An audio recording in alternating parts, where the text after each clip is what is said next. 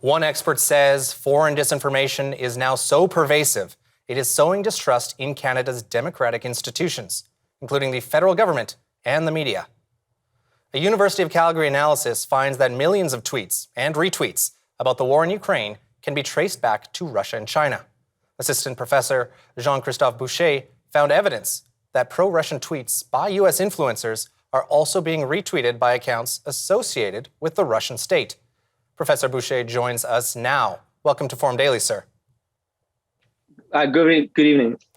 So, firstly, can you give our viewers a brief overview of this study, including how it was conducted? Right. So the way we've designed this is we've started to collect back in November 2021 tweets that were mentioning Russia, Ukraine, either in English and French or Cyrillic.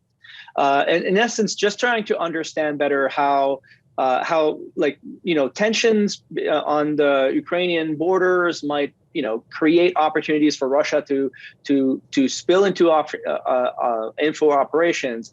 So we started to collect this data. So when the war happened in February, we were up and running and collecting millions of tweets globally. And as we speak right now, we still are collecting data, and we're still kind of trying to analyze this. And what we wanted to do is two things. On the one hand, we wanted to understand better where does the information comes from foreign actors into Canada, essentially trying to measure and monitor, influence operations that would essentially come from abroad and come into Canada in order to kind of promote Russian propaganda, or at least, kind of support and legitimize Russia's invasion of Ukraine. And the second goal was to really read these arguments, kind of identify more closely what kind of thematics would they kind of shape, like what kind of issues would they go and how would they frame the communication strategy on this issue. So that's what we did in this study. So in your analysis of these tweets, what are some of the main pro-Russia propaganda points or narratives that are being spread?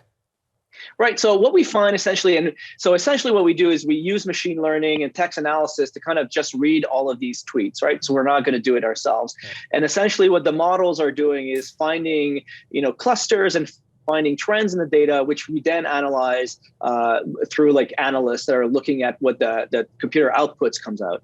And what we find essentially is that there's 5 main big narratives that are pushed by Russian propagandists. On the one hand, there's this issue that much of the war in Ukraine is a consequence of NATO expansionism. So it's an anti-NATO kind of argument saying, well, since NATO expanded eastward and included the Baltic states and Poland, we have an obligation, Russia has an obligation to invade Ukraine before it actually, gets into NATO's orbit. In essence, it's NATO's fault. The second argument is tied a little bit to this NATO argument and says that in fact, NATO is waging a war, a proxy war, using Ukraine as a way to wage war against Russia.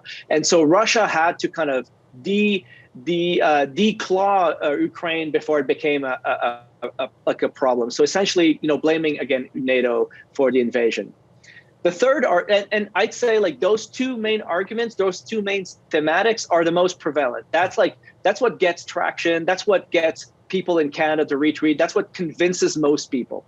The third argument or theme is around the denazifying of Ukraine, right? That there's Ukraine is a Nazi regime and Russia is invading Ukraine. That has almost no traction in Canada.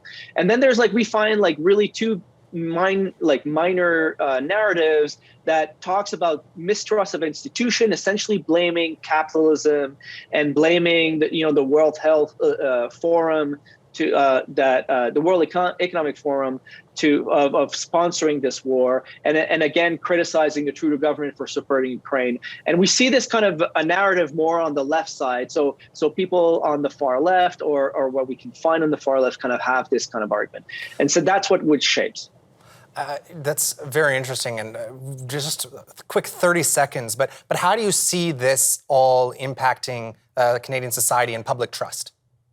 Right. So the issue here is what we know out of research is that social media has now more and more real impact on real life and on policies. Now people are taking more of their information from social media than they did before. And that allows, essentially social media platforms to shape narratives. What we see out of this data is that a portion of Canadians, especially associated with the far right and the far left, and those marginalized in Canadian society, are getting more and more exposed to these disinformation campaigns, and thus, essentially participate and get radicalized and polarized more. I think this is a grave concern for our society. Definitely. We'll have to keep our eyes on this. Professor Jean-Christophe Bouche from the University of Calgary, thank you for joining us today. Thank you so much.